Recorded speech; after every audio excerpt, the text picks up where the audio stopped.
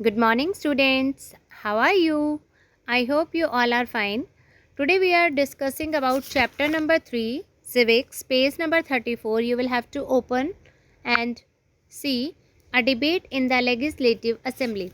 देखिए बेटा, एक स्कूल का ट्रिप जा रहा है किसको विजिट करने के लिए? कैपिटल को विजिट करने के लिए, लेजिस्लेटिव असेंबली को विजिट करने के लिए। ठीक है, तो वहाँ पर बच्चों को ले जाया गया। बच्चे बहुत एक्साइटेड थे। सिक्योरिटी ने उनकी चेकिंग की, उनको अपस्टेयर्स पर ले जाया गया।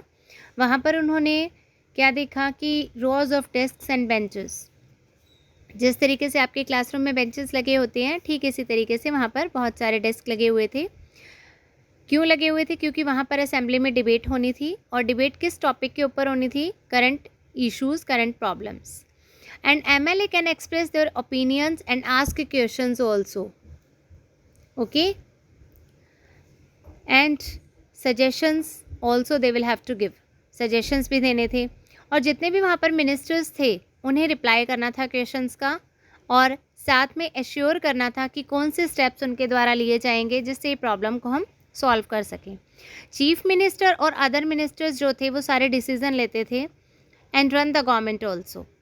Okay, after that you can C democracy में मेंबर्स जो हैं वो क्वेश्चन पूछ सकते हैं। डिबेट में, इश्यूज़ में जो भी मनी से रिलेटेड कोई प्रॉब्लम है, कहाँ स्पेंड करनी है, कितनी स्पेंड करनी है, उनके पास अपनी एक मेन अथॉरिटी अवेलेबल होती है।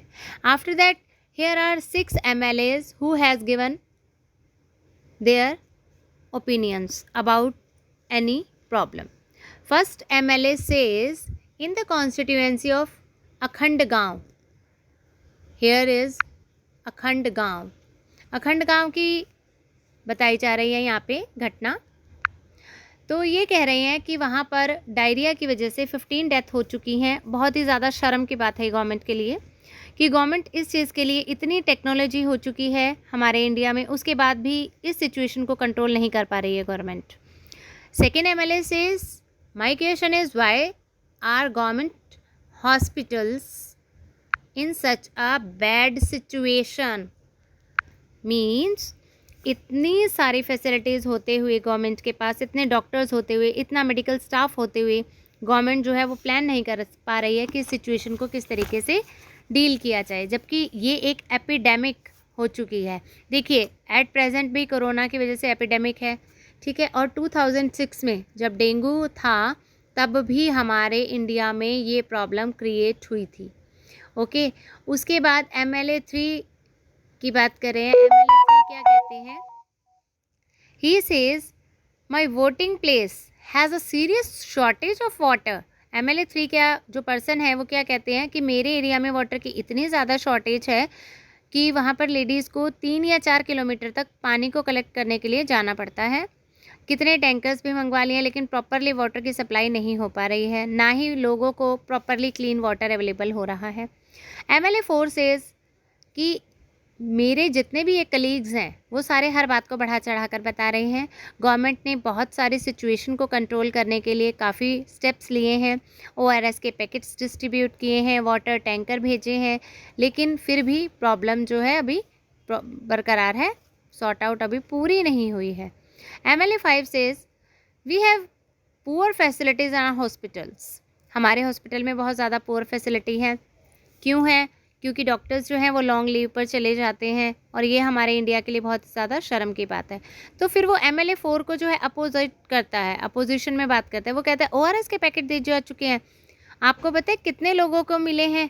आपको पता है कितने अफेक्टेड एरियाज़ हैं, कितनी फैमिलीज सफ़र कर रही हैं? आपस में इस तरीके की डिबेट होती है, एक फेवर में होता है बेटा, एक अगेंस्ट में होता है। ओके, देन MLA 6 सेज कि गवर्नमेंट जो है उसको ब्लेम किया जा रहा है। कौन कर रहा है? Opposition members. मींस एक पार्टी फेवर करती है, दूसरी पार्टी अपोजिशन वाली होती है, तो वो क्या कहती है कि ये तो गवर्नमेंट को ब्लेम करने का इन्होंने फ़ायदा उठा रखा है कि the previous government did not पे एनी अटेंशन टू सैनिटेशन।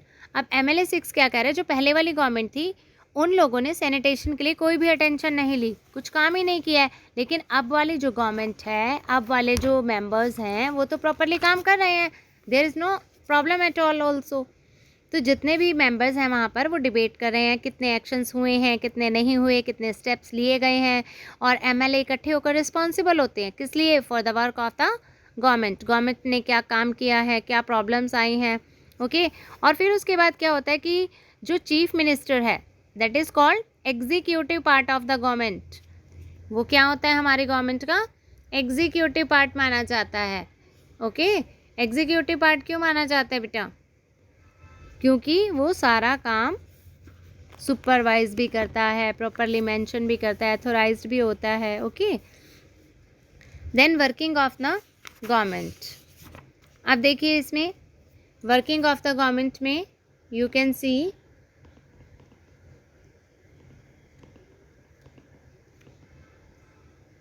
कि जो हमारी लेजिस्लेटिव असेंबली है वो सिर्फ उस प्लेस पर काम नहीं करती है जहाँ ओपिनियन रखे जाते हैं, बल्कि एक्शन भी डिमांड किए जाते हैं। न्यूज़पेपर में, टीवी में, चैनल्स में, सारी जगह आपने देखा होगा प्रेस कॉन्फ्रेंस किस तरीके से ऑर्गेनाइज की जाती है, कितने स्टेप्स लिए जाते हैं गवर्नमेंट के through, okay. And families lost their relatives and also visited people in the hospital. अब देखिए चीफ मिनिस्टर का क्या काम होता है, चीफ मिनिस्टर क्या करता है, एक पातालपुरम एरिया की बात बता रहे हैं कि वहाँ पर हेल्थ इश्यूज़ को लेकर काफ़ी प्रॉब्लम क्रिएट हो गई थी, तो वहाँ पर जितनी भी फैमिलीज़ में जितने लोगों के रिलेटिव्स की डेथ हो गई थी हॉस्पिटल में वो गए और उन्होंने वहाँ जाकर उनका जो है निरीक्षण किया, सुपरवाइज किया, और वहाँ पर उन लोगों को कंपनसेशन भी प्रोवाइड किया, okay students. After that you can see कि चीफ मिनिस्टर ने ये भी कहा कि the problem was not only one of sanitization but also of a lack of clean drinking water also, means वहाँ पर सैनिटेशन की नहीं ड्रिंकिंग वाटर की भी प्रॉब्लम आ रही है, okay. Thanks for watching, we will continue this chapter.